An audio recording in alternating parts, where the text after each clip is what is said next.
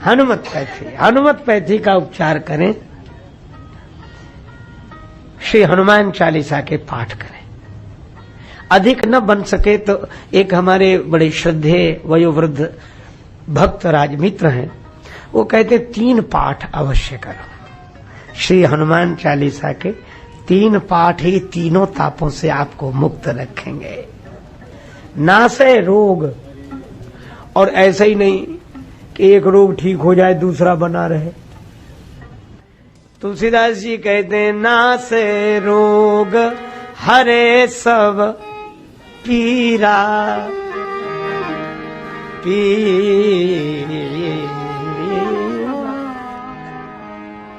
भव रोग भी मिट जाएगा। नासे रोग तन के रोग हैं। देखो जैसे शरीर में रोग होते 3 तरह की तन की प्रकृति है, वात, पित्त और कफ। 3 प्रकृति। और इसीलिए कुछ रोग वात से संबंधित है, कुछ पित्त से, कुछ कफ से। ये 3 प्रकृतियां सब में।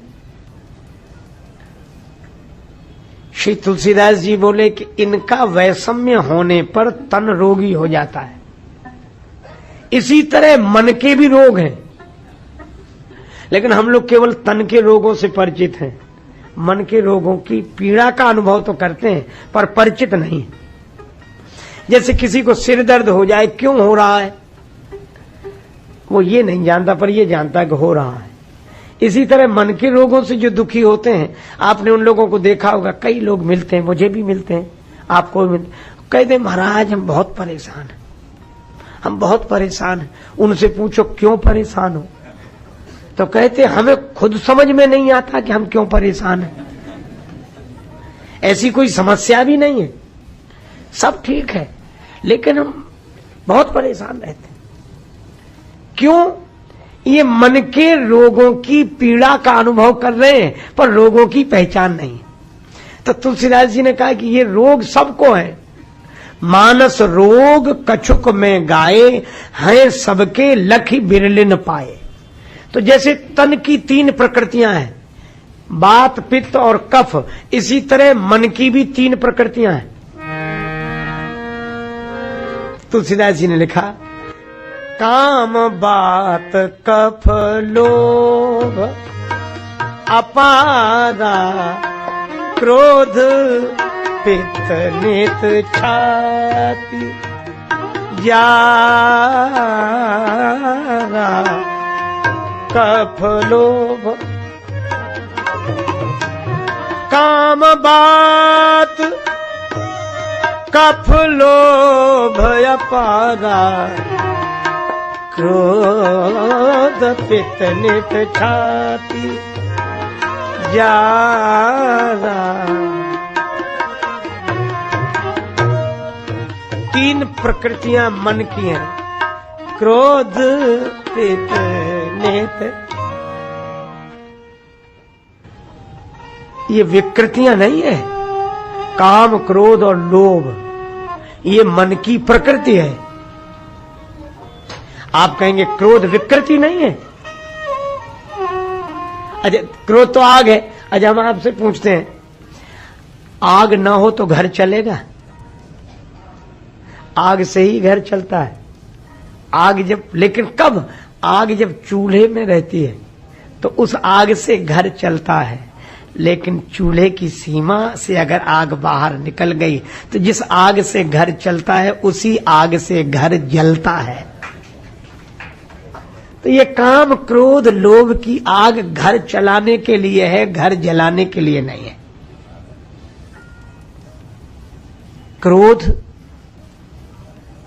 हो, लेकिन आप देखते हैं बिजली का प्रयोग करते हैं पर करंट से बचे रहते हैं।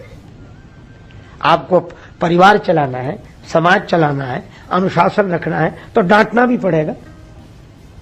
तो क्रोध आया कि नहीं? लेकिन इस क्रोध को भीतर मत रहने दो। आप कहेंगे ऐसा कैसे संभव है? संभव है। महाराज जनक ने क्रोध नहीं किया क्या? और महाराज जनक तो विदेह हैं, परम ज्ञानी कहे जाते हैं, विदेह राज। लेकिन जब लगा कि धनुष कोई उठा ही नहीं पा रहा है, ये सब ऐसे, तो जनक जी ऐसे बोले बड़े क्रोध में।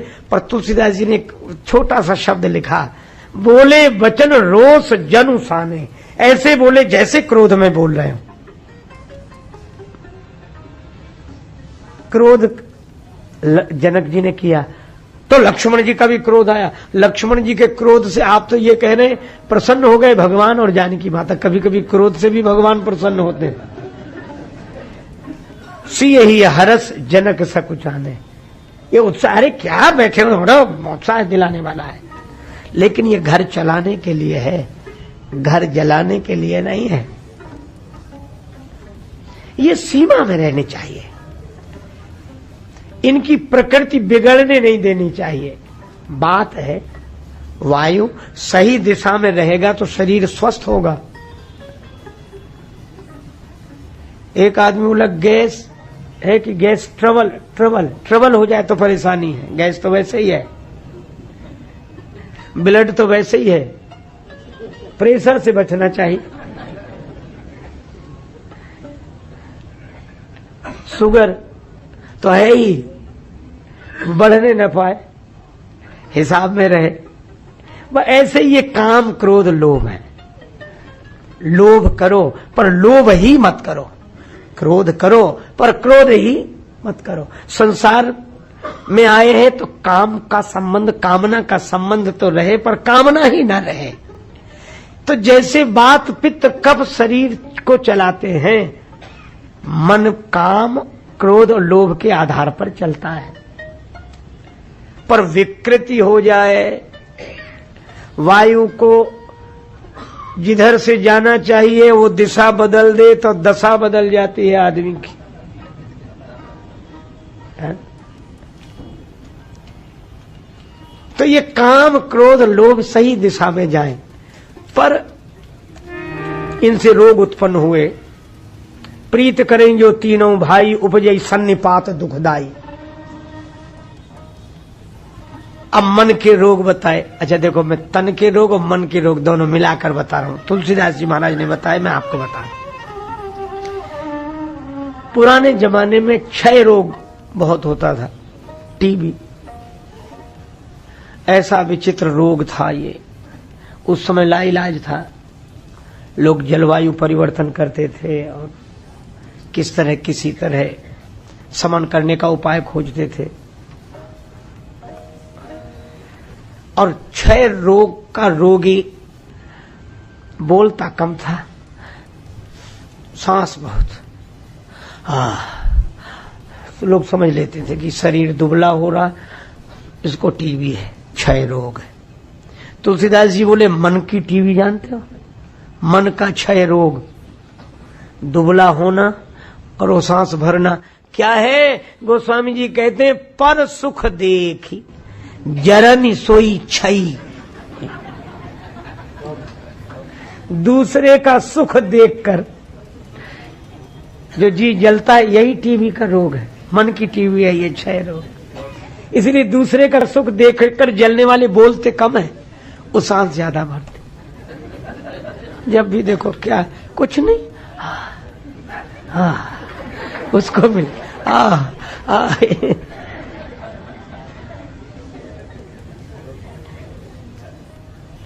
शरीर का कुष्ठ रोग हो जाए जगह जगह, तन की शोभा बिगड़ जाती, तन की सुंदरता चली जाती। ये कुष्ठ क्या है का, दुष्ट कुष्ठता मन कुटिलई, मन की कुटिलता कोढ़ का रोग है। ये रिश्ता रहता है, ये कुटिलता भीतर ही भीतर, जैसे कुष्ठ रोग हो जाए तो शरीर गलता रहता है, इसी तरह जिसको कुटिलता होती है, कुटिलता जीवन को गलाती रहती है, नष्ट करती रहती है। एक विचित्र रोग का नाम लिखा, कभी विस्तार से इसकी चर्चा होगी। उस रोग का नाम है डमरुआ। शायद पूरब की बोली में कुछ रहा होगा, मुझे लगता है कि डमरुआ का क्या अर्थ है। तो डमरू, जैसे डमरू ऐसे ऐसे होता रहता है, कुछ लोगों को बुढ़ापे में ऐसे रोग हो जाता है, वो बेचारे सिर ऐसे ऐसे ऐसे करते रहते, देखा होगा आपने, ये डमरुआ ही है। चलेंगे तो ऐसे ऐसे, किसी बात करेंगे तो ऐसे ऐसे हो जाता, सिर ऐसे ऐसे। यह रोग क्या है? तब तुलसीदास जी ने इसका बड़ा अच्छा नाम दिया, अहंकार अति दुखद डमरुआ। तो इसको अहंकार क्यों कह दिया सिर हिलाने को? बोले अहंकारी भी मानता कहां, किसकी सिर ही हिलाता रहता है, चाहे जितना समझाओ। हो गया नहीं? है? कोई कहीं माना है? मान ही नहीं सकते, मान ही। यही मन का अहंकार अति दुखद डमरुआ।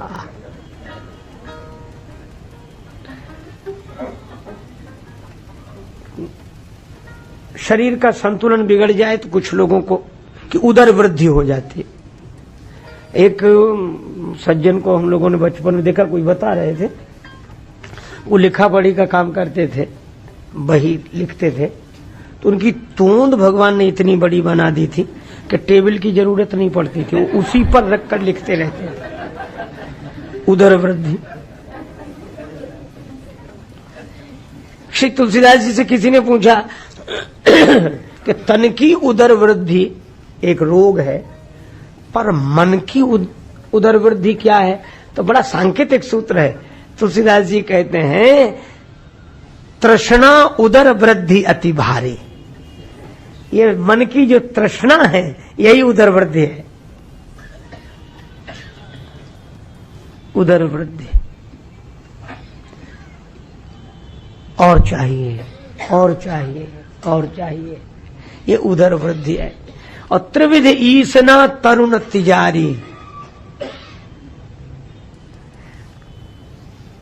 इच्छा, वित्तैषणा पुत्रैषणा लोकैषणा, यह तिजारी है। तिजारी कहते हैं हर तीसरे दिन आने वाला बुखार,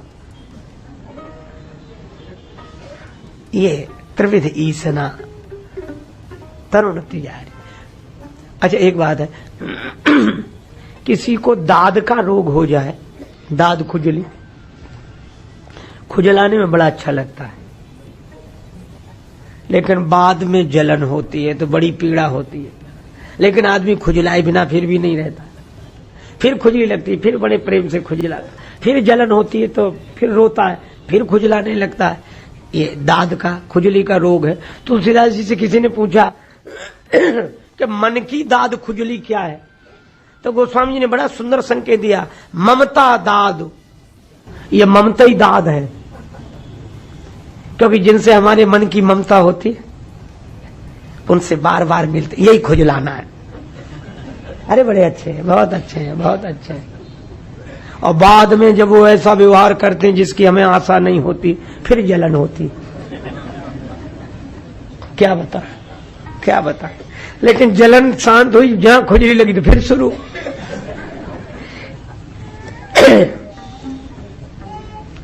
इसलिए ये मन के रोग हैं। कामवात कफ लोभ अपारा, क्रोध पित्त नित छाती जारा। ये कफ ही लोभ है। लोभी का धन बड़ी मुश्किल से निकलता है, बहुत मुश्किल से। एक जगह कहीं सत्संग हुआ तो कहा कि दो भाई सहयोग करो, अच्छा काम है, संत हैं, लगाओ। दूसरे ने कहा इतने लोग तो दे रहे हैं, हमारा देना क्या जरूरी है? अरे कहा उनके लिए नहीं, अपना धन धन्य करने के लिए दो। बोला अच्छा ठीक है। बहुत लोगों ने कहा तो दूसरे तीसरे दिन 1 रुपया लेकर आया। उस समय चांदी का रुपया ऐसी मुट्ठी में दबाए। अब मन जैसे जैसे देने का हो वैसी मुट्ठी और जोर से दबाए। फिर सोचने लगा दें कि न दें। फिर सोचा यहां तक ले आए तो दे ही दो। फिर सोचने लगा इतने लोग तो दे ही रहे हैं। फिर बोले मित्र लोग देखेंगे कि दिया नहीं तो दे दें। अंत में फैसला बड़ी मुश्किल से कर लिया कि दे ही डालें। फिर सोचा एक बार देख तो लें, फिर तो देखने को मिलेगा नहीं। अब इतनी देर से दबाए था, हाथ में पसीज गया, पसीना आ गया। जो देखा हाथ में पसीना, 100 रुपए को देखकर बोला कि तुम बहुत रोते हो, हम नहीं देंगे तुम्हें किसी को। फिर जेब में रख लिया। हमसे बिछोड़ते समय तुम रो रहे हो। है? आपने देखा होगा लोभी की यही विकृति है कि उसका धन एक बार जम जाए तो बहुत मुश्किल से निकलता है ना? और मन के साथ यही, और तन के साथ भी। इसीलिए गोस्वामी जी ने इसे कफ कहा है, कफ लोभ अपारा। और कफ भी एक बार जम जाए तो बहुत मुश्किल से निकलता है। हम तो इसका अनुभव खुद कर रहे हैं, भुक्त हो गए, एक बार जम जाए। तन में कफ की विकृति हो जाए और जम जाए तो बड़ी मुश्किल से निकले, और लोभी के पास धन जमा हो जाए तो बड़ी मुश्किल से निकले।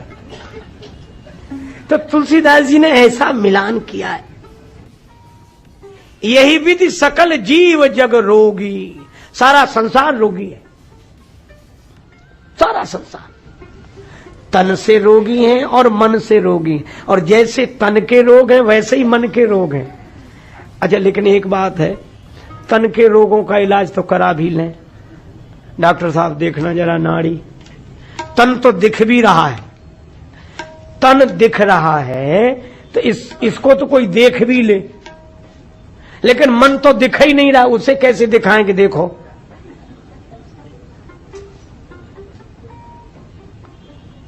मैं उसे महसूस कर सकता था, छू सकता न था। मन को अनुभव किया जा सकता है, छुआ नहीं जा सकता, जो दिख ही नहीं रहा है। तो तन का रोग हो चाहे मन का रोग हो, आप आज से निश्चिंत हो जाएं। तन के रोग मिटाने के लिए भी हनुमान चालीसा पढ़ें और मन के रोग मिटाने के लिए भी हनुमान चालीसा पढ़ें। और इसीलिए यहां एक शब्द आया है, नासे रोग हरे सब। नासे रोग हरे सब, सब रोग, चाहे तन का रोग हो और चाहे मन का रोग हो। कैसे मिटेंगे? नासे रोग हरे सब पीरा, नासे रोग हरे जपत निरंतर हनुमत बीरा, जपत निरंतर हनुमत बीरा, नासे रोग हरे सब पीरा, नासे रोग हरे, नासे रोग हरे। इसी तरह एक रोग का, जैसे आपने कफ को लोभ बताया गोस्वामी जी, तन में जो कफ की विकृति है, मन में वह लोभ है का रूप है। इसी तरह क्रोध पित्त, ये क्रोध ही पित्त है। पित्त की अगर विकृति हो जाए, लोग कहते हैं एसिडिटी, छाती जलती, खट्टी डकार, छाती जलती। अच्छा बोलो, पित्त अगर विकृत हो जाए तो छाती जलती है, और क्रोध आ जाए तो जी जलता है कि नहीं? ये क्रोध मन का पित्त की विकृति है, छाती जलती है। यही क्रोध पित्त नित छाती जारा, काम बात कफ लोभ अपारा, क्रोध पित्त नित छाती जारा। और ये काम जो है ये बात रोग है, वायु विकार है। ये हवा का ठिकाना नहीं, कहां ठहर जाए वहीं दर्द शुरू। वायु विकृत होकर जहां पहुंच जाए। एक सज्जन बोले हमारी तो गैस यहां चढ़ जाती, सिर दर्द होता। कोई कहता हमारे पीठ में यहां दबाओ, यहां। ये हवा कहां जाकर ठहर जाए वहीं दर्द शुरू हो जाता है। तुलसीदास जी महाराज ने इसको काम कहा है। क्यों? क्योंकि हवा कहीं भी ठहर सकती पूरे तन में, और जहां ठहर जाएगी वहीं दर्द शुरू कर देगी विकृत होने पर। इसी तरह हमारी कामना जब विकृत हो जाती है तो संसार में कभी भी कहीं भी किसी की भी कामना करने लगेगी, और जहां भी कामना करेगी बस वहीं मन में दर्द शुरू हो जाएगा। पूरे तन में वायु घूमती है, पूरे जगत में विविध विषयों को देखने। हवा है, हवा वायु काम संबंध है, कामना का संबंध है। इसी तरह मन में उठने वाली कामना का भी जगत की हवा से संबंध है। तो ये काम की वायु जब पीड़ित करे मन को, काम की वायु जब मन को पीड़ित करे, और क्रोध जब छाती जलावे, और लोभ जब कफ की तरह हैरान करे, तब आप हनुमान चालीसा पढ़ो। न काम रहेगा, न क्रोध रहेगा, न लोभ रहेगा, और तन में वात पित्त कफ के कारण होने वाली विकृतियां निश्चित रूप से समाप्त हो जाएंगी। क्योंकि यह तुलसीदास जी महाराज का वचन है, सिद्ध संत की वाणी है। और श्री हनुमान जी की महिमा पर विश्वास रखें। नासे रोग हरे सब पीरा, नासे रोग हरे, जपत निरंतर हनुमत बीरा, जपत निरंतर।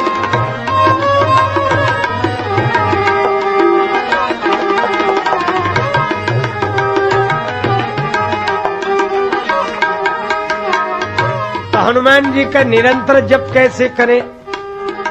बिना गैप किए निरंतर क्या करें? जो यह पढ़े हनुमान चालीसा, जो यह पढ़े हनुमान चालीसा, होई सिद्धि साखी गौरी सा, होई सिद्धि साखी गौरी, जो यह पढ़े हनुमान चालीसा।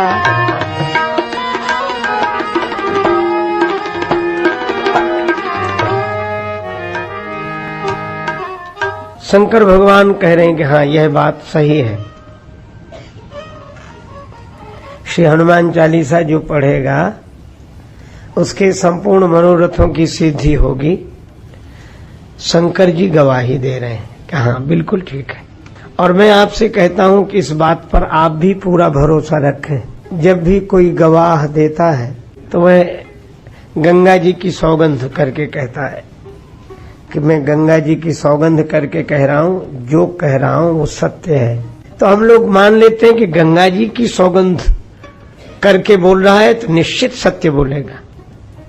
और भगवान शंकर तो गंगा जी को सिर पर रखकर बोल रहे हैं, गंगा जी भगवान शंकर के सिर पर।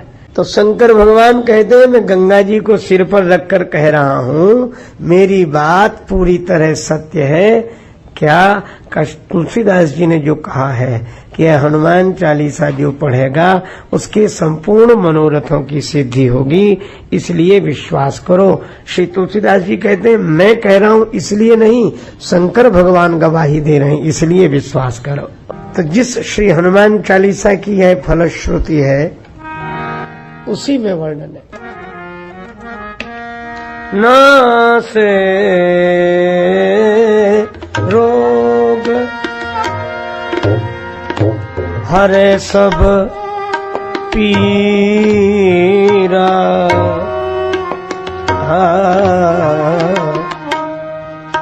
जपत निरंतर हनुमत बीरा, बीरा नासे रोग,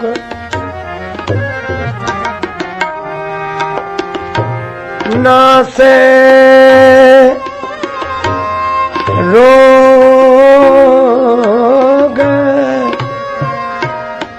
हरे सब पीरा, नासे रोग,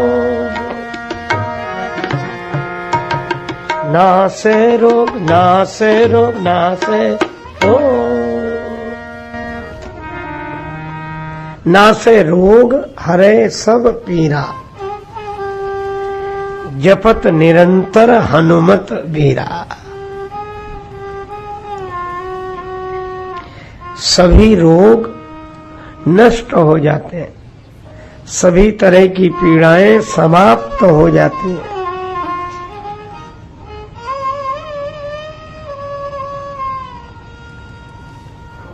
हनुमान जी की कृपा से सब संभव है। कभी कभी लगता है क्या ऐसा हो सकता है?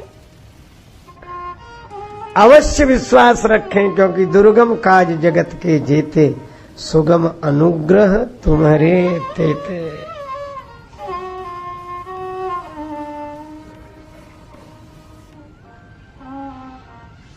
अनेक घटनाएं इस युग में भी घट रही हैं,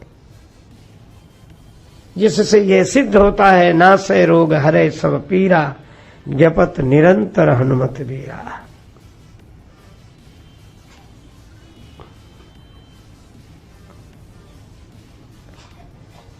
कथा आरंभ करने के पहले मैं एक घटना आपको सुना रहा हूं। किसी शहर में मैं रुका हुआ था। वहां के किसी विशेष स्थल के श्री हनुमान जी की बड़ी प्रसिद्धि थी। मैं मंदिर में दर्शन के लिए गया। जिनके यहां रुका था उन भक्त से मैंने कहा कि हनुमान जी का दर्शन अवश्य करो, हनुमान जी की बड़ी महिमा है। वे भी भक्त थे, फिर श्री हनुमान जी की महिमा सुनकर और आनंदित हुए। मैं मंदिर में गया, उसके पहले वो बोले आप बैठो, मैं प्रसाद हनुमान जी को भोग लगाने के लिए नारियल फल ले आओ। वो लेने के लिए गए, दोपहरी का समय था। अपराह्न 2 बजे के बाद की घटना है। उनको नारियल लेते समय ही लकवा का पक्षाघात का अटैक हुआ, तो गिर गए। किसी ने आकर सूचना दी तो मैं गया। उनकी हालत बहुत दयनीय थी। हमने कहा कि अस्पताल ले चलते हैं।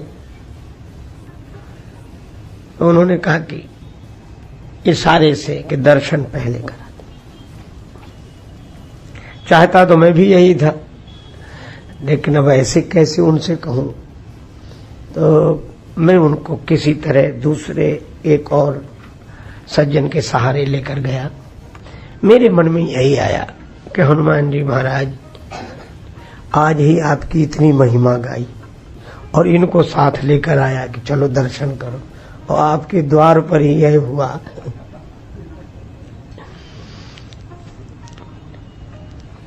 ऐसे मन में प्रार्थना आई। मैं ले गया उन्हें, तो वो खड़े ही नहीं हो पा रहे थे, बार बार गिर जाते थे। तो उन्होंने हनुमान जी को ऐसे सिर हिलाया, तो उनके 1 मिनट बैठो। तो बैठे, तो उनको बैठते बना। मेरे मन में ऐसी प्रेरणा हुई कि हनुमान चालीसा पढ़ो। एक पाठ किया हनुमान चालीसा का, और श्री हनुमान जी के सामने जो विभूति रखी थी, धूनी आदि प्रज्वलित करते, आरती करते, वो विभूति मैंने दी। फिर आया कि 2 पाठ और 3 पाठ किए। ये मेरे साथ घटी हुई घटना है, कहना नहीं चाहता था, पर कथा प्रसंग में आया इसलिए कह रहा हूं। श्री हनुमान चालीसा के 3 पाठ होते होते वो वहीं बैठे बैठे पूरे स्वस्थ हो गए और पैदल घर चलकर गए। जब तक जीवित रहे उनको लकवा नहीं हुआ।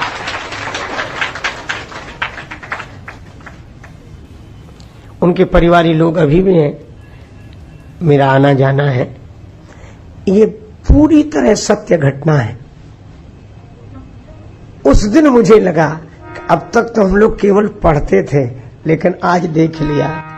नासै रोग हरे सब पीरा, नासै रोग हरे सब पीरा, जपत निरंतर हनुमत बीरा।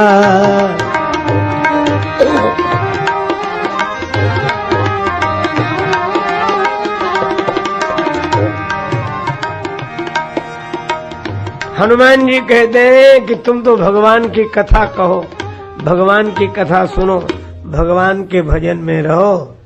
तुम सीताराम जी का भजन करो, सीताराम जी की कथा कहो, सुनो, और तुम्हारी व्यथा हम दूर करेंगे। तो हम सुने राम जी की कथा और हमारी हनुमान जी दूर करेंगे व्यथा। जपत निरंतर हनुमत बीरा। हनुमान जी का निरंतर निरंतर सतत स्मरण। अच्छा, हनुमान जी का सतत स्मरण कैसे हो सकता है? एक ही उपाय है, जागते सोते उठते बैठते भगवान श्री राम का स्मरण करो, हनुमान जी का स्मरण अपने से हो जाएगा। जपत निरंतर हनुमत बीरा। जपत निरंतर हनुमत बीरा। अच्छा, एक और बात है, किसी ने कहा कि हनुमान जी का भजन करें, जप करें, तो फिर औरों का तो भजन हो ही नहीं सकता। श्री तुलसीदास जी कहते हैं कि हनुमान जी का स्मरण करो, इनके स्मरण में सबका स्मरण हो जाएगा। किन किन का? सानुकूलता पर गिरिजा हर, लखन राम यदु जानकी। क्यों? इसलिए तुलसी कपिके कृपा विलोकन खान सकल कल्याण की। हनुमान जी का स्मरण करने से ये सब प्रसन्न हो जाते हैं। प्रगट भये कपिरैया बधैया बाजे।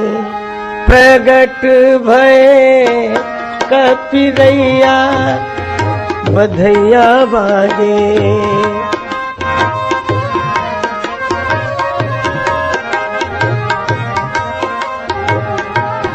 प्रमुदित पिता केसरी मन में मगन अंजनी मैया बधैया बाजे। प्रगट भये कपिरैया भाव विभोर शंभुवर गिरिजा। भाव विभोर शंभुवर गिरिजा। मुदित सिया रघुरैया बधैया बाजे। प्रगट भये कपिरैया बधैया बाजे।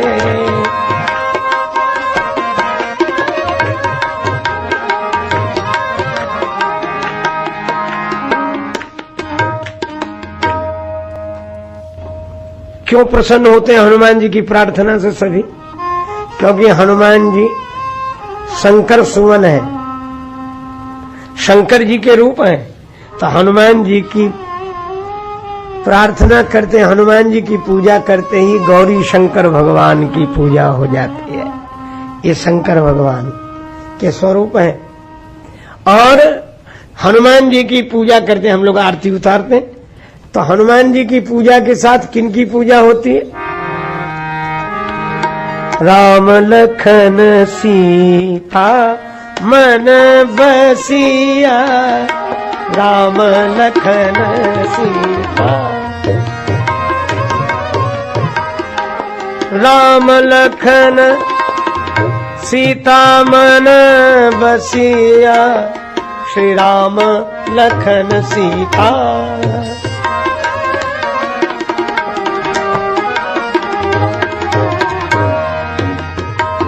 राम लखन सीता।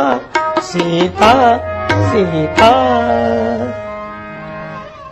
आहा, श्री सीताराम लक्ष्मण जी इनके हृदय में, इनके मन में, और शंकर जी के यह स्वरूप है।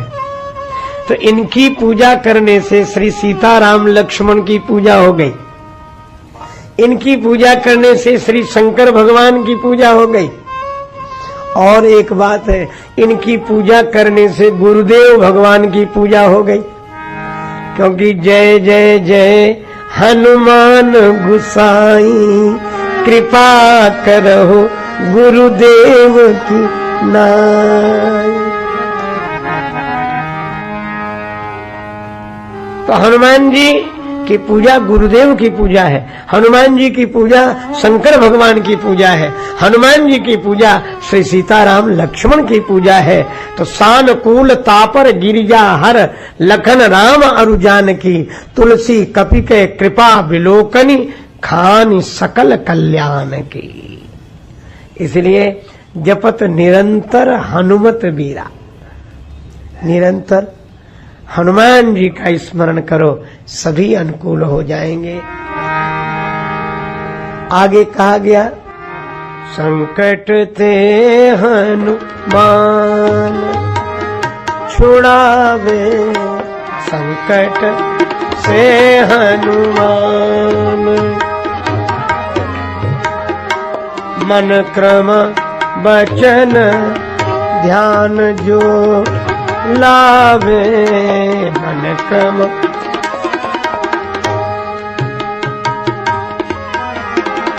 संकट से हनुमान छुड़ावे, मन क्रम वचन ध्यान जो लावे, संकट से हनुमान।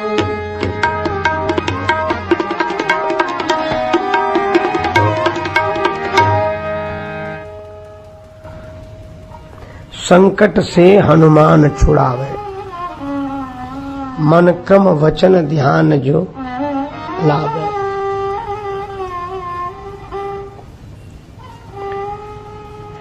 संकट से हनुमान जी मुक्त कर देते हैं, छुड़ा देते हैं। कैसे ही संकट हो, को नहीं जानत है जग में, कभी संकट मोचन नाम त्याग। लेकिन बड़ा सुंदर संकेत किया, मन क्रम वचन ध्यान जो लावे। मन से हनुमान जी से जुड़े, कर्म से हनुमान जी से जुड़े, और वचन से हनुमान जी से जुड़े। इसका अर्थ क्या हुआ? एक तो यह अर्थ है कि मन से हनुमान जी का ध्यान करें, वाणी से वचन से हनुमान जी के गुणों को गावें, और कर्म से हनुमान जी की सेवा करें। बिल्कुल ठीक है, पर इसमें एक गंभीर आशय भी है। हनुमान जी की मन से सेवा क्या है? हनुमान जी की मन से सेवा करने का अर्थ है कि हनुमान जी का मन जिनसे मिला है उनसे अपना मन मिला लो। हनुमान जी का मन जिनसे मिला है उनसे अपना मन मिला लो। और हनुमान जी का मन किन से? राम जी से। हनुमान जी का मन सदा श्री राम जी से मिला, हमेशा राम जी की सेवा में, हमेशा राम जी की भक्ति में लीन रहते हैं श्री हनुमान जी। तो जिसने अपना मन भगवान से मिला लिया, जिसने अपना मन राम जी से मिला लिया, समझ लो उसी का मन हनुमान जी से मिल गया। अच्छा, दूसरी बात, मन क्रम कर्म। तो हनुमान जी की पूजा करना कर्म है, पर हनुमान जी के लिए जो कर्म मुख्य है उस कर्म का आचरण करें। हनुमान जी का धर्म है सेवा, सभी की सेवा करते हैं, सभी की। लेकिन सेवा भी कैसे की जाए, कोई हनुमान जी से सीखे। आप विचार करके देखें, हनुमान जी पवन कुमार हैं, और पवन दिखाई नहीं देता, लेकिन पवन सबकी सेवा कर रहा है कि नहीं?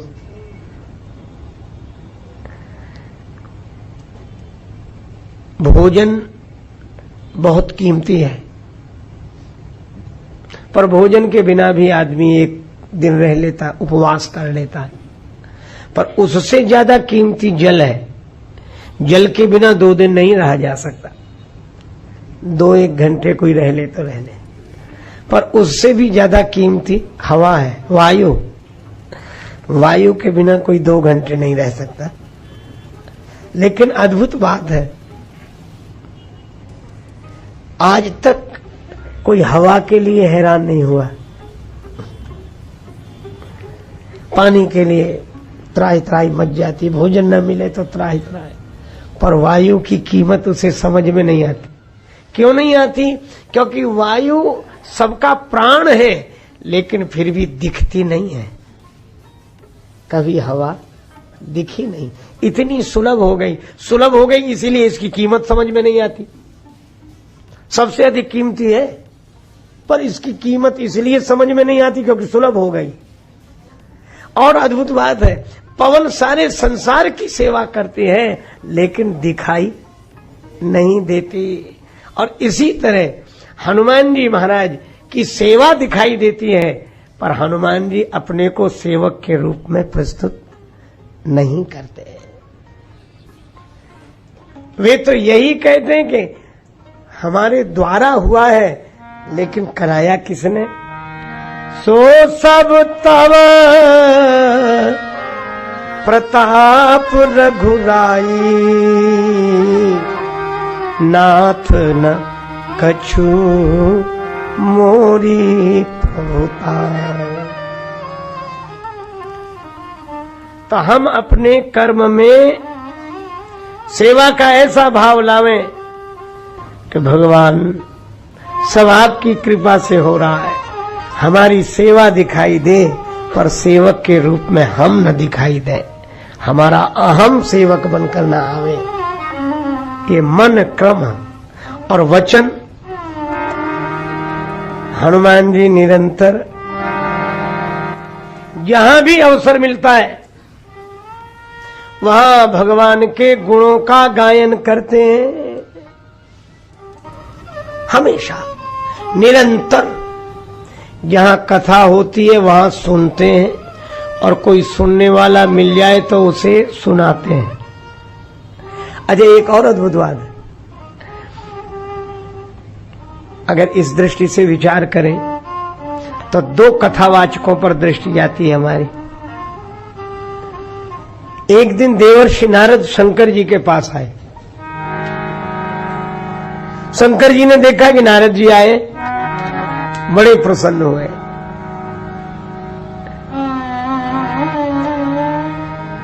जो सुख होत संत घर आए, जो सुख होत संत घर आए।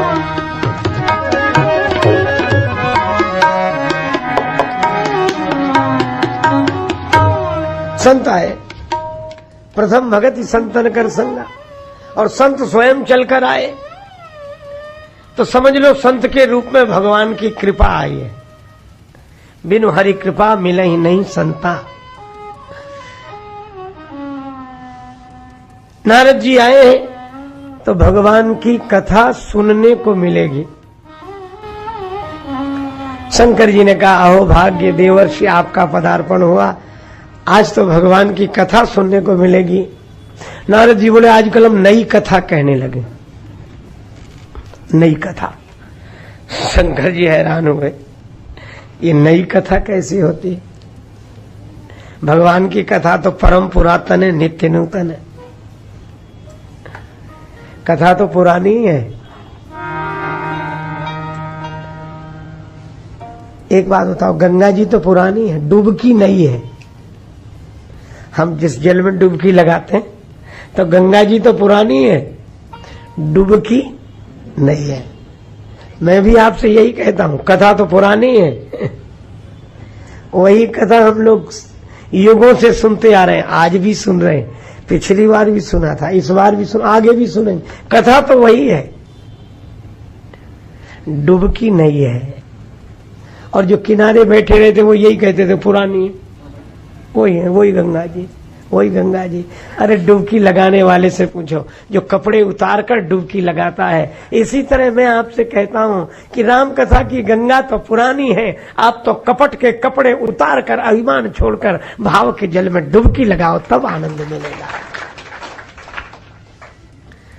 पर नारद जी कहते हम नई कथा कह रहे हैं। नहीं सुनाओ।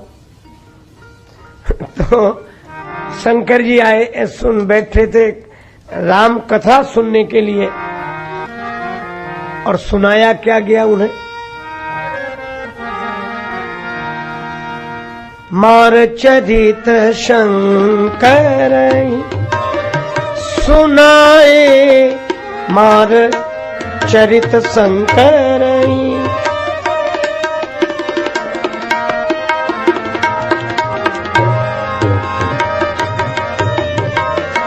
अति प्रिय ज्ञानी महेश सिखाए, हे शंकर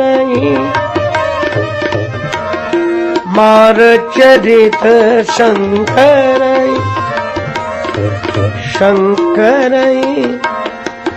शंकर। नारद जी ने शंकर जी को सुनाई क्या? काम कथा।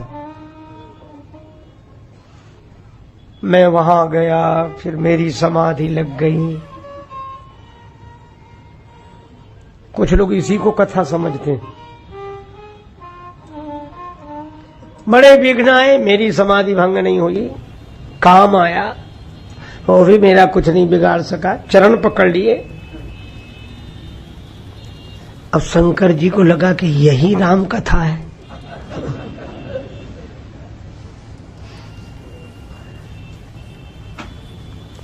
पर शंकर जी कुछ नहीं बोले। नारद जी को लगा कि श्रोता की ओर से कोई प्रतिक्रिया नहीं हुई। अच्छा, वक्ता का उत्साहवर्धन होता जब श्रोता की ओर से कुछ प्रोत्साहित करने वाली प्रतिक्रिया हो। और शंकर जी चुपचाप बैठे। नारद जी को लगा कि इन्हें हमसे ईर्ष्या हो गई है, इसलिए कुछ नहीं बोल रहे हैं। तब नारद जी ने ही पूछ लिया, कथा कैसी लगी? भाई श्रोता कुछ ना बोले तो वक्ता ही पूछ लेता है, कैसी लगी कथा? शंकर जी बोले,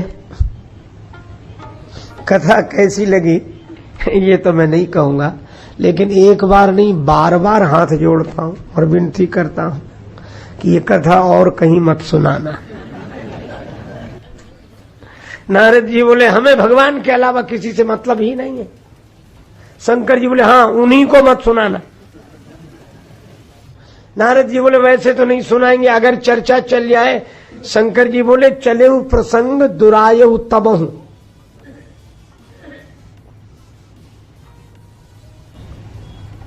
चर्चा चले, छिपा लेना।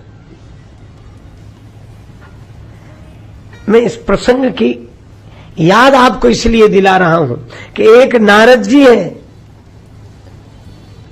जो बिना पूछे अपनी कथा सुनाते हैं और भगवान की चर्चा ही नहीं करते। और हमारे हनुमान जी, इनसे कोई पूछे भी इनके बारे में तो अपने बारे में नहीं बोलते। विभीषण जी कुछ पूछ रहे हैं, हनुमान जी उत्तर कुछ दे रहे हैं। आप मानस में पढ़ते, तुलसीदास जी लिखते हैं, विभीषण जी पूछ रहे हैं,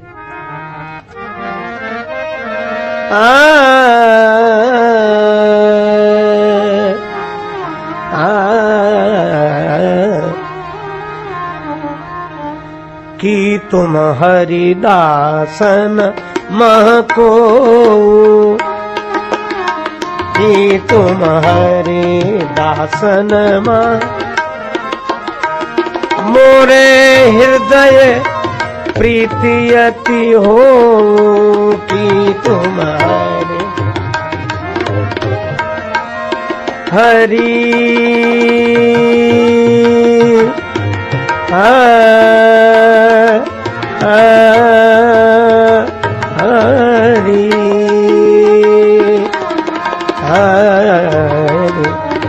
हरि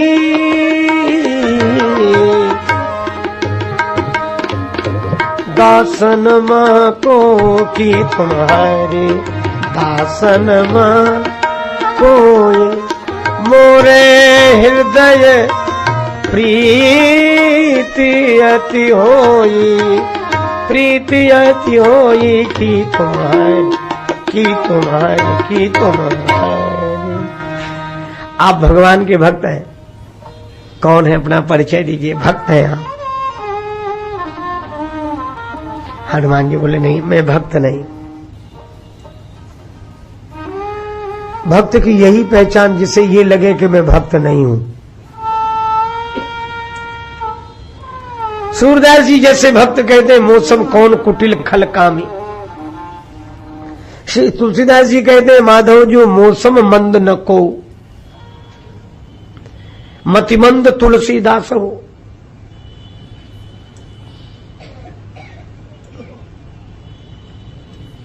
तुलसीदास जी अपने को सठ कहते हैं, मतिमंद कहते हैं, पतित कहते हैं।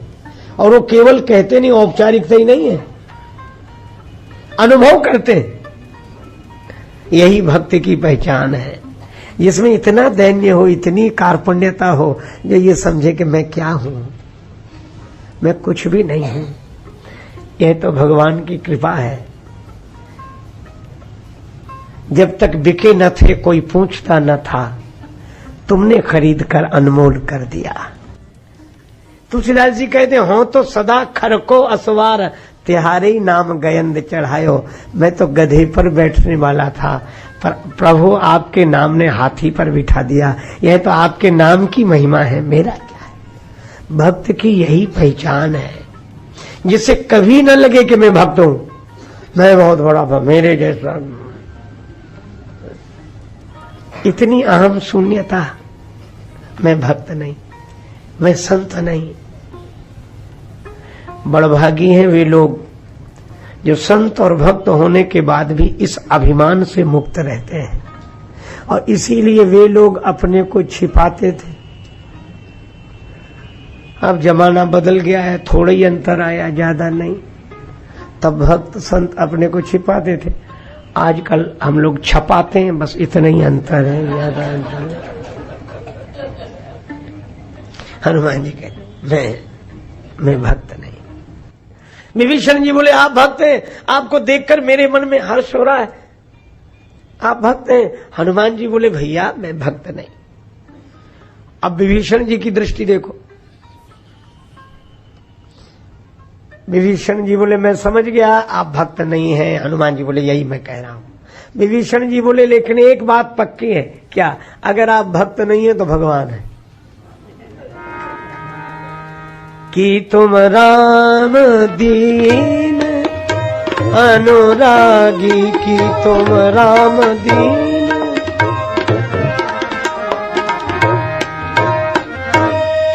दीन